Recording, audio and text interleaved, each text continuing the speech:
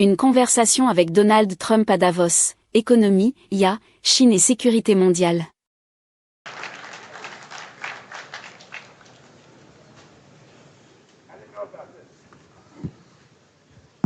This was supposed to be a nice fire chat, Mr. President. Yes, good. You I got set up. No, I did know. You made the job for the moderator really easy. Thank you, Mr. President, for your speech. I do have a few follow-up questions, if it's okay. Sure. I don't think I should start with Greenland, maybe. I'll start with the economy. The U.S. economy is doing really well. But how to sustain this growth moving forward? Because there's always a recession looming around the corner. Well, you know, the one thing about economies and recessions is sometimes you get hit unexpectedly and there's nothing you can do about it. All brilliant people, but there's nothing. One example was COVID. We had an economy going at levels like nobody had ever seen my first 2.5, 3 years. And then I heard the word pandemic, not COVID. They came up with that name over a period of time. We won't get into that. But I heard the word pandemic. And I had a poll come out that was so strong just prior to that. And I was with the two best pollsters, McLaughlin and Fabrizio. And they said, sir, George Washington and Abraham Lincoln, if they came back and ran as president and vice president, they couldn't beat you.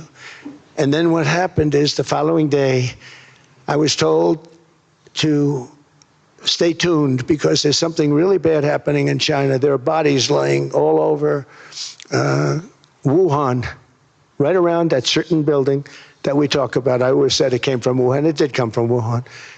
And they were body bags. We saw it by satellite. And they said, there are strange things happening in China. And so it began. And we ended up with the COVID, and the whole world suffered. We did a phenomenal job. I don't think we got the credit we deserved. We did something that Operation Warp Speed, which some people say was one of the greatest military feats ever. We did a great job. Used our military, used a lot of people. But sometimes you get hit with things, nothing you can do. You get hit with things like that unexpectedly. And we got through it. And when I left, the stock market was higher than it was previous to the COVID coming up. And that was, I called it a great achievement. But things happen, bad things happen. The things that we can stop are wars if we're smart. That we can stop. Those are a matter of being intelligent and having intelligent people on the other side, because wars are the worst of all. Wars are worse than anything. But we can stop wars because that's sort of up to us. But things like dust flying in the air, wherever COVID comes from or whatever comes, sometimes you have to be a little bit lucky. But we are poised to have an economy like no other, not only in this country, but anywhere. And you know, when you hear the kind of numbers that I can tell you that Scott Bessent was with me the other day, and he's looking at numbers. He said, I can't. And that's all he's done his whole life, pretty much your whole life. Scott, you weren't going to be a football player, I don't think. Scott was not that great at football, but he was always good at numbers, right? And he was looking at numbers. He said, I've never seen anything like this. We're poised to do things that no other country has ever done. And, you know, luck, I hate to say it, but we need a little luck. We don't want to get hit by something that nobody could have thought. Whoever thought we were going to hit by a pandemic? You know, when I heard the word pandemic, I said, oh, that's an ancient problem. World War I, they lost 100 million people. It actually ended World War I. A lot of people don't know. The Spanish flu in World War I ended the war because all the soldiers were sick. The soldiers were so sick on both sides, and that war was raging, and they were all dying from the Spanish flu. They were sick as dogs. They couldn't fight. So, you know, you don't know how that would have turned out. But so we do, I mean, subject to that, and I always have to put a caveat in for it, but we're poised to have the greatest growth of any large country, I think any country that there's been. When you look at what's happening in the United States, it's really amazing. Thank you. One thing that maybe keeps you up at night, I know you don't sleep that much anyway, Mr. President, is the debt. The U.S. debt is high, is now the biggest expenditure on your budget. How to get out of that impasse? Well, the big thing is growth. I mean, growth is the way. If we grow like this, we go from having a $37 trillion. We go from having high debt to low debt. But we also are cutting expenses, you know, the old-fashioned way. We have extraordinary growth. I think we're going to be growing our way out. I think we're going to be paying off debt. We're taking in tremendous money from tariffs fairly. And again, I'm using them judiciously. You know, Switzerland's a case study. I could have gotten much more. I could have asked for much more. But we're using them judiciously. But I think growth, most importantly, and then cutting costs. Now, if you take a look at Minnesota, $19 billion in fraud and other things. People going to airports, they came into the country, they don't have 10 cents, and they're leaving with hundreds of thousands of cash in their bags. When we get to that, and our DOJ, Pam, and Todd, and all the people that work over there, and all of the people that work in here, I can tell you, Scott Bessent is working on that. It's a priority, right? You have your whole team. We're in there looking for where this money is coming from, how much it is. It could be more than $19 billion. Can you believe that? That's just one state. If we were able to cut out 50% of the fraud, 50%, and we should be able to do better than that, we would have a balanced budget without having to talk about even growth. So we have a lot of options, but we're working very hard on that. That's a big deal. It's not just the protests, the fake protests done by agitators and, you know, professional insurrectionists. That's what they are. They're professional troublemakers. But we are looking very strong at the money, too, in Minnesota and other places. I think, Mr. President, also the $500 billion invested in artificial intelligence and the frontier technologies last year also were driving growth exponentially in the U.S. Well, AI has been a big factor. AI is massive. I mean, Mark Zuckerberg showed me a plant where he put it over a map of Manhattan, and it was basically the size of Manhattan. This is not, I said, you got to be kidding. It's a plant that was miles long, miles wide, very high. I don't think it was high like the Empire State Building, but it was high. And it literally covered most of the island of Manhattan. That's called a big plant. And, you know, when I heard they're going to spend $50 billion building it, I said, what are, you know, if you spend $50 million, you can build a nice little shopping center. If you spend $500 million, you can build a good shopping center. But how do you spend $50 billion? When I looked at this thing, I said, you think you'll be able to do it for that? It's amazing when, you know, some of the plants that I see, and I see them all. And again, so big as we're letting them build their own electric generation.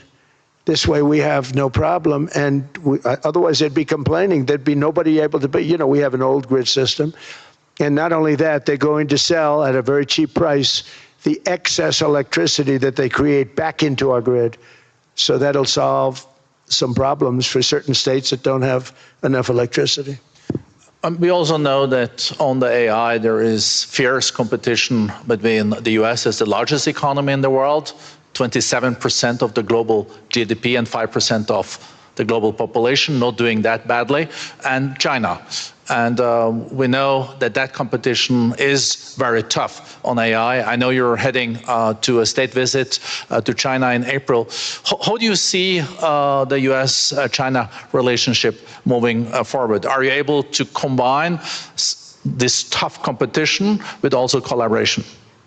So I've always had a very good relationship with President Xi and with President Putin. Talk about, you know, the larger powers. But I've always had a very good relationship with President Xi of China. He's an incredible man. What he's done is amazing. He's highly respected by everybody. And I do now. I mean, now I have good. It was very severely interrupted by COVID. I used to call it the China virus, but he said, do you think you could use a different name? And I decided to do that, because why should we have a problem over that? But I would do that, and they were. You're a true diplomat, huh? I became a diplomat for the first time. Well, you know who taught me that? Marco Rubio. He said, let me teach you about diplomacy. Hey, any guy that gets approved by 100% of the votes Think of it. He got liberal Democrats and radical right Republicans to approve him. He's the only one. The next one was like lost 45 votes, right? But he got all 100 votes voting for him. And at first I wasn't happy about it. I said, wait a minute, I don't like that. And now it turns out that the Democrats probably wish they didn't do that. And Marco has been fantastic. Marco, stand up, please. You have done a great job as Secretary of State. He's going to go down as the best Secretary of State. And Scott, and we have Susie, who's the first female Chief of Staff, and she's the best Chief of Staff, too. And I see Howard Lutnick, who I know spoke, and Howard's fantastic. Some of the deals we're doing are great. And I want to pay particular attention because we have Chris. And Chris, you got up and spoke, I think. He's the #1 oil man in the world, because I was going to put Doug Burgum, who's fantastic. I don't know if Doug's here. Is Doug here? Doug Burgum is fantastic. He said, sir, there's one man better than me. And he introduced me to Chris, and he turns out to be. So we're drilling more oil and gas now than we ever have by almost double. Is that right, Chris? And on top of it, we got a lot coming out of Venezuela. So anyway, so we're doing great. The country is just doing great. We have great people. Thank you. And I see other people. We have Steve Witkoff. We have Jared. I got so many people. I'm in trouble because when I go back, they're going to be people with long faces. Sir, you didn't introduce me. I got so many people. And we have a lot of the greatest people anywhere in the world. I know them all. So I won't continue because we'd be here all day. Thank you, Mr. President. We also know that you're a deal maker, and then maybe coming back to Greenland and Ukraine. What kind of deal in the end do you see between the U.S. and Denmark? Because, I guess you see it now as a negotiation going on, or? Well, it's costing Denmark hundreds of millions a year to run it. And Denmark's a small country and wonderful people. But, it's very expensive. It's a very big piece of ice. And it's very important. I mean, I don't want to repeat the speech, but it's very important that we use that for national and international security. That can create a power that will make it impossible for the bad guys to do anything against the perceived good ones. And it's a great block for Europe, just like, Denmark was supposed to spend hundreds of millions of dollars. They didn't spend the money. They didn't spend anything almost. And we'll see what happens. I just say this. NATO has treated the United States of America very unfairly. We never asked for anything. We never got anything. We actually took care of the needs of NATO for years and years, which I felt was always unfair. So I got NATO to pay because they're rich countries. But I think it's time that NATO step up. We're helping them with Ukraine. Without us, I think Putin would have gone all the way. I think we have it. I think there could have been a World War III, if you want to know the truth. If Kamala was elected, or Joe, any one of those, those thinkers, I think you could have ended up in World War III. And I will say Steve Witkoff has been dealing incredibly with. But we're not going to have World War III. We want to get it stopped, but we're not going to have World War III. I think if I wasn't elected, I think that could have evolved into World War III. It was a very, very bad situation. And it still is, but it's not that kind of bad. It's bad because so many young people are being killed. How close do you think there is on an agreement on Ukraine? I had the pleasure of speaking with Steve Witkoff and Jared Kushner yesterday. I know they're working hard on it. I know that they're also traveling now. Do you see this very close or still? Well, I hate to say it. I thought that was going to be so. I settled 8 wars plus. And I thought that was going to be one of my easier ones. Not the easiest. Some I settled in a matter of hours. Because I'm good at. Ce site peut vraiment vous aider à améliorer votre compréhension écrite et orale de l'anglais. Grâce à l'IA, il découpe les phrases en segments faciles à comprendre. Vous pouvez régler la vitesse, mettre en pause ou revenir en arrière pour saisir chaque phrase. Le site propose des traductions dans 20 langues, rendant l'apprentissage plus simple. Il suffit d'entrer en nieste.com dans votre navigateur. Essayez-le dès maintenant.